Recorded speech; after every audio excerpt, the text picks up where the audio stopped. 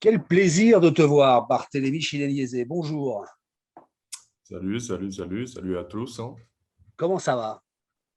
Ça va super, moi je vais bien, hein, en forme. Et toi? C'est Ah important de ben nous moi, parler. moi, comme je dis à chaque fois, parce que vous êtes sympa, vous me demandez toujours comment je vais. Moi, quand je vous ai en ligne, les filles, les garçons, là, je suis super content, super heureux d'échanger avec vous et puis d'avoir et de donner à tous vos fans de vos nouvelles. Alors, c'est ta troisième saison en Italie, c'est ça? Tu as fait 2 ans à Calipo avec Thibaut Rossard, puis là, te voilà à Milan avec Jean Patry. Alors, première question, c'est important d'avoir un copain avec toi en club? Ouais, ouais, bien sûr. Enfin, moi j'ai toujours joué avec un ami. J'ai fait ma première année à Vibo avec Swan et Tim.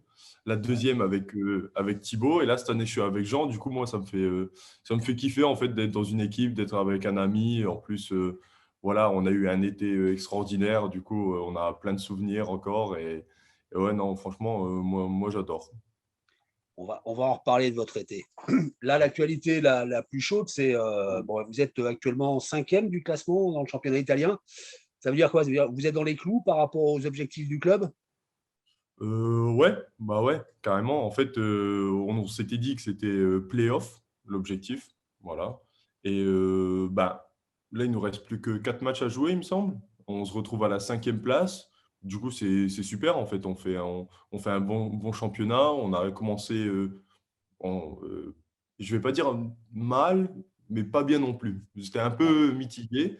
Et après, on a commencé à prendre le rythme et maintenant, on est sur une bonne lancée. Du coup, cinquième, c'est vraiment un super résultat. On va essayer d'arriver cinquième à la fin, quoi. Qu'est-ce que ça fait quand, parce qu'il y a pas mal de Français qui jouent en Italie, ça fait quoi de jouer contre eux? Par exemple, l'autre jour, vous avez perdu contre Boden et Erwin. Comment ça se passe, ces matchs-là? Parce que vous connaissez par cœur, c'est la famille en gros. Comment vous abordez ce match-là? Ça chauffe un peu, ça branche? Ouais, bah, comme tu as dit, c'est la famille, hein. Du coup, on se voit avant le match, tu vois, avant l'échauffement, pour discuter, pour voir comment ça va, etc. Et après, bah, dès la chauffe, ça commence à parler, ça chambre un peu. Après, c'est du chambrage, voilà, entre nous, parce qu'on se connaît, quoi. Mais non, c'est toujours marrant de jouer ces matchs-là. C'est une bonne ambiance sur le terrain, tu vois. Tu t'amuses et ça fait plaisir de jouer les potes, quoi. Non, c'est bien, ça chambre. Ça chambre, ça parle. Quand ça défend, quand ça met un point, quand ça fait un truc comme ça, non, c'est bien. On s'amuse bien. T'as mis une boîte à Erwin ou pas? Bien sûr. C'était le plus fort. Il Et, et, fallait, il et- fallait. et ça fait quoi quand on perd justement contre un de ses membres de la famille? C'est des Bah, défaites qui font plus mal? bon, on a le seum, ouais. Ouais, c'est vrai, ouais, ça fait. En fait, ça fait pas mal enfin, ça fait mal parce que voilà, c'est une défaite et il y a ce petit truc de mince, quoi, tu vois.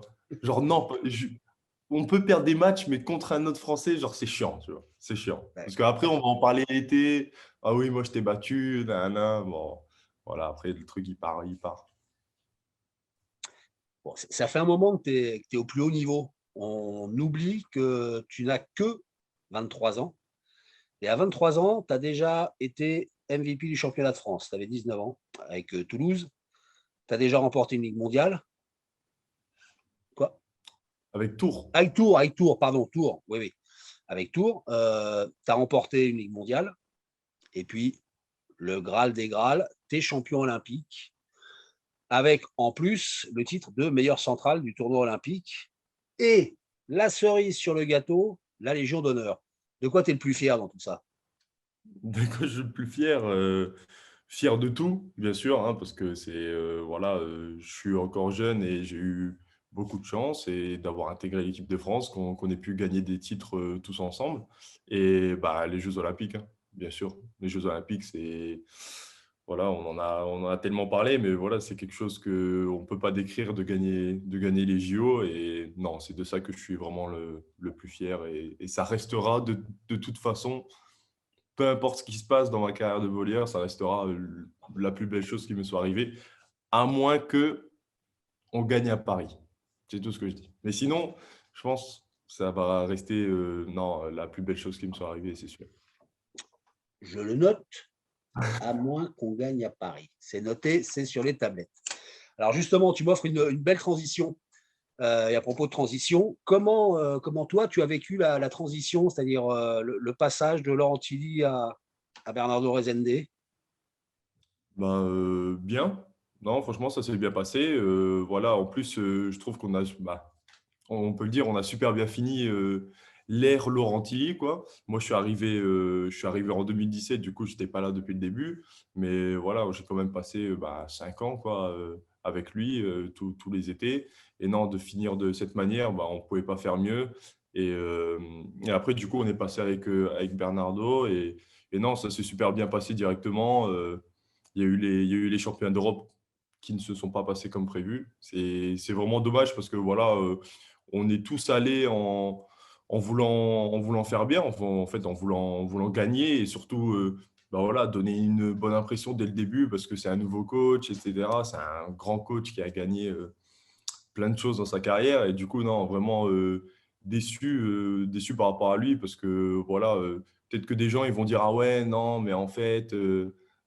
Il y a toujours des gens qui vont parler, mais voilà, non, il a rien à se reprocher. Je pense que c'est nous. Après, voilà, on n'était peut-être pas assez dedans. Il Il y n'y a avait plus eu les d'essence. JO, il y avait eu un été long avant, une grosse préparation, la VNL en bulle. Enfin, voilà. Du coup, on n'a pas réussi à gérer, mais je sais que cette année, on va arriver prêt comme jamais. Eh bien oui, parce que cette année, du coup, vous aurez eu le temps de mieux vous connaître avec Bernardo Rezende, et puis du temps à passer ensemble en préparation, à bien emmagasiner ces méthodes de travail, de management du groupe.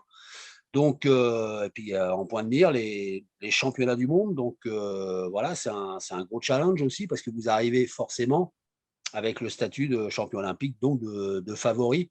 La pression, vous commencez à l'apercevoir un petit peu ou pas encore? Parce que comme vous êtes des dingues, peut-être vous, la pression, vous ne connaissez pas. Non, franchement, la pression, ouais, non, je sais qu'on va arriver comme, voilà, comme favori du tournoi, sûrement avec la Russie qu'ils ont chez eux et après, comme d'habitude, les autres mêmes nations.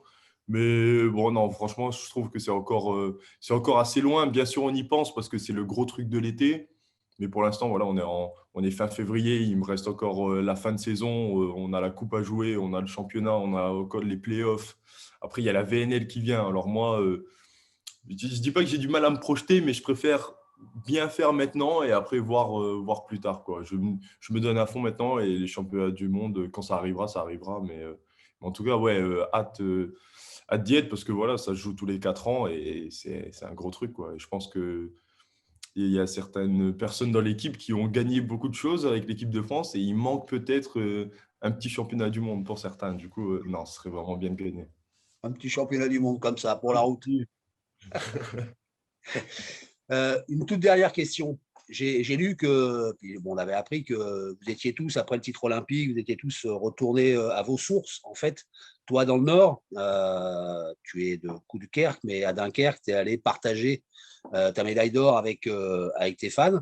Et ça s'est fait à Dunkerque, place Jean Bart. Est-ce qu'à un moment, ils ont pensé ça m'a fait penser à toi, à rebaptiser la place Jean Bart ou place Barthes? Je sais pas s'ils ont pensé. Ce serait peut-être bien. Non, mais après Jean Bart, voilà, c'est historique. La place, c'est une belle petite place à Dunkerque. Tout le monde la connaît. Il y a la belle statue de Jean Bart. Après, non, mais peut-être qu'un jour, peut-être que je peux peut-être passer un message au maire. Peut-être que s'il a envie de nommer une place à mon nom ou faire quelque chose, moi, je suis complètement là. Je suis présent et j'approuve ce projet. Ce serait classe, hein. Puis là, ta maman, elle serait fière, hein. Ah bah ouais, ça c'est sûr, hein. Barthélémy, merci infiniment d'avoir fait partager un petit peu ce que tu vis, ce que tu penses en ce moment. On se revoit bientôt, on se reparle bientôt, d'accord? Yes. Bien sûr, avec plaisir. Merci à toi. C'était grave Merci de ta cool. disponibilité. Passe le bonjour à Jean et à ceux que tu vas croiser sur ta route d'ici la fin de saison. Et à bientôt. À bientôt. Salut Bart. Ciao, ciao.